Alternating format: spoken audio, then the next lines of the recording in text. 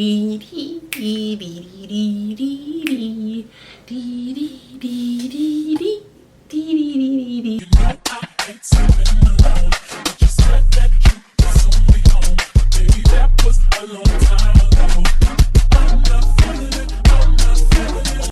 people of the internet.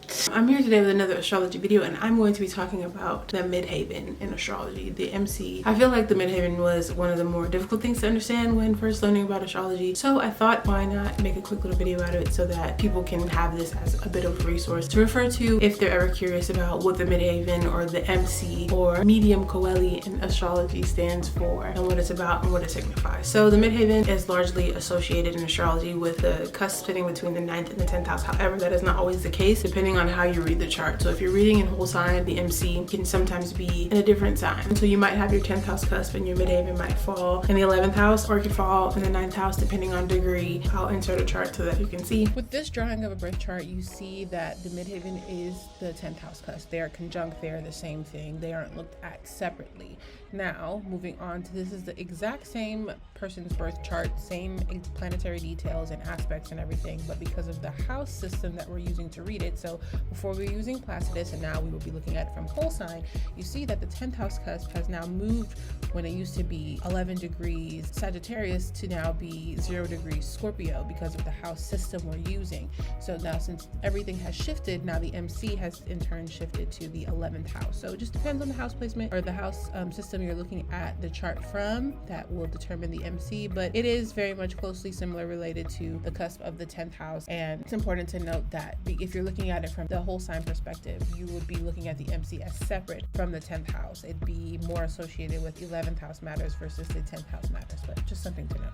The medium Coeli translates from Latin as middle of the sky. So if you were to look straight up at the sky, right, thinking of your ascendant as where you're standing, viewing the world, approaching the world, and you look straight up to the middle of the sky, that would be the Midheaven. It's the highest point of a birth chart, and your Midheaven is opposite and on the same axis as your Imum Coeli, which translates from Latin as bottom of the sky, which is most closely associated with the cusp of the 4th house, or could be different depending on how you drew the chart and the system you're using to read. But the Imum Coeli is opposite the medium Coeli. The Imum Coeli would be the internal, it would be the deepest, the lowest, the roots, the parts that you protect and shelter. It'd be more concerned less with your public facing self, but more with your private facing self, your home life and the mother, whereas the 10th house would be the father if you're looking at house placements to coincide with those things. Yes, it makes sense that the medium Coeli or the MC Midheaven is associated with someone's legacy, career, purpose, destiny. It's the public facing self. It's the mark you leave on the world. It's what people see you as who have never interacted with you. If you're viewing someone face to face for the first time and you're talking to them, they're seeing your ascendant. But people that don't know you, they know of you, or like your internet presence. The following would be the 11th house, but the actual presence you have on the internet or to the mass public would be the 10th house, the forward facing self, what you show to the world, your professional self. Think your professional personality, who you are when you're on the clock. That's the Midheaven. The sign on the Midheaven actually would show you how you are in work settings or out in the world or out in the public or dealing with the public. Ideally, it's what you would be remembered for. The energy or planets conjunct the Midheaven are very strong and very prominent, and they play a part in the type of career path and career interests that a person will likely be taking on in this life. It's also your reputation. Someone with Mars in the 10th house might be known as being very aggressive, going after what they want, very much like a leader, but sometimes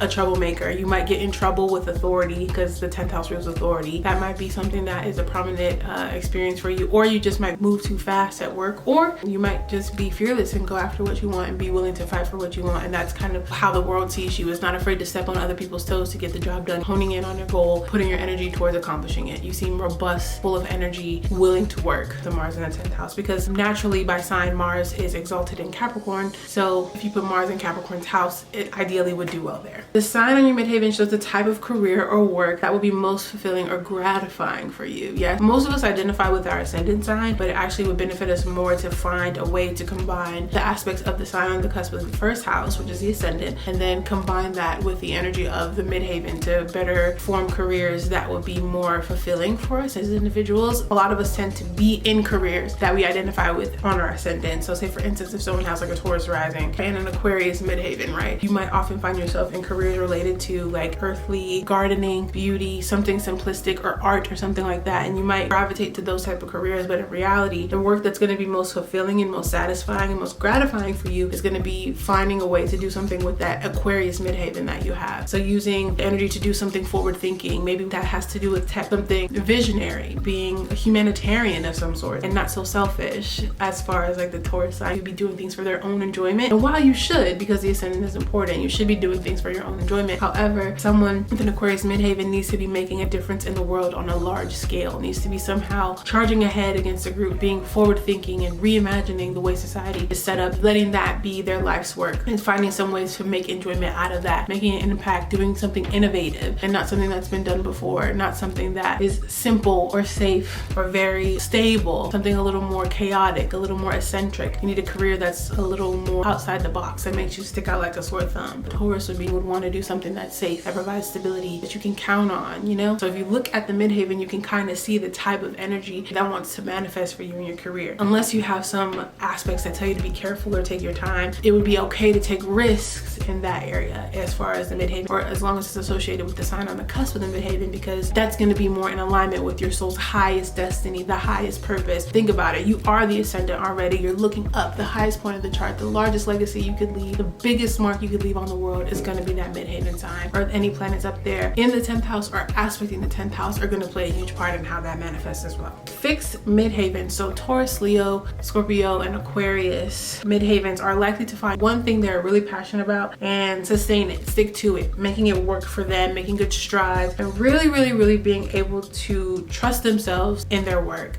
They're going to throw themselves into it and fully commit themselves to the work that they're doing because it's fixed, it can sustain, it has longevity, it doesn't need the changeability, it's able to commit to a routine. With this type of energy, obviously comes longevity and a great deal of determination because it can sustain, it can work hard, it's fixed. Once it has something and it likes it, it will hold on to it and sustain it. It brings about results because they're willing to work hard, they're willing to find what they like. They're not necessarily trying to make too many strides to do anything new unless it's Aquarius, but once they find their view, find their mindset, they find the work that is suitable and feels most aligned with who they are, they're able to sustain it and fix their mind on it and carry it out until they get the results that they want, which brings about a great amount of success because they're not changing their mind, they're not getting bored so much. Fixed signs really understand taking your time or just focusing on a goal and really being able to truly execute until it's complete. Stability is key for these people. So people with a fixed midheaven would do well with having some type of stability in their career. They don't like the changeability. They want something that's going to be a little bit predictable. You're able to plan your life around this career and you're not having too many variables in place to make it more changeable. They want to be able to count on it. They don't want to have to worry about where the money's coming from. They want to do something that's a sure thing so they don't have to think too much about it and they're able to focus and hone in fully on their work without having too many variables to consider. Moving on to mutable signs on the midheaven, right? So we have Gemini, Virgo, Sagittarius, and Pisces. These midheavens are more suited for careers that offer a certain degree of changeability, variability, a little bit of variety. These people thrive with a little bit of unpredictability in their work environments. These people get bored easily and they likely have many talents that they're good at and they're probably able to manifest many different career paths for themselves. The interests that they have, they're likely to be able to actually make an income or make a living off of more than one of them. They'll have their foot in many doors. They'll be able to really just find their way within the world, whatever makes them happy at that moment. So that's the thing with mutable signs. It's whatever is pleasing to them at the moment or for this time of their life, they're going to pursue, but they'll really readily know when that season has ended. I think seasonal employment, it's like something is good for a time and then they have to move on when they get ready because that sustainability, the idea of a routine or having to commit to something, they need the non-committal aspect in it for them to really be able to enjoy the work that they're doing. They need to know that something isn't going to be keeping them down for the next 40 years. Too much stability for the mutable signs gets boring. They're multi-talented, multifaceted. They have many things that they're good at. So the idea of having to focus and hone in and choose, the choosing part. Mutable midheavens don't want to have to choose a career. They want to be able to have the freedom to use their intuitive nature and flow through whatever careers or whatever work that they're going to be doing for that portion of their life. But that's what usually happens with a lot of mutable midheavens. It's like they'll be in a career for one pocket of their life and then they'll fulfill their purpose there and then they'll gradually transition into another aspect of something that they're good at and they'll find their way into the next avenue where they'll be making their income or making their mark on the world. And then when that finishes, they'll transform and find their way into another. So that's kind of the mutable energy on the midheaven. It's more of a fluid, non-committal unstable, variable. There's a nomad type of energy in the career. It's like when they think of career and their highest self, it's like, I can't decide. It's like, I know I'm supposed to do big things, but I can't tell you what it is just yet. I'm gonna do many things. And that's the energy of the mutable midheaven, which I think is rather beautiful. And last but not least, we've got our cardinal midheaven. So we've got Aries, Cancer, Libra, and Capricorn. So these midheavens work best when they are the ones in charge. These are your bosses, baby. They geek at the idea of being able to work for themselves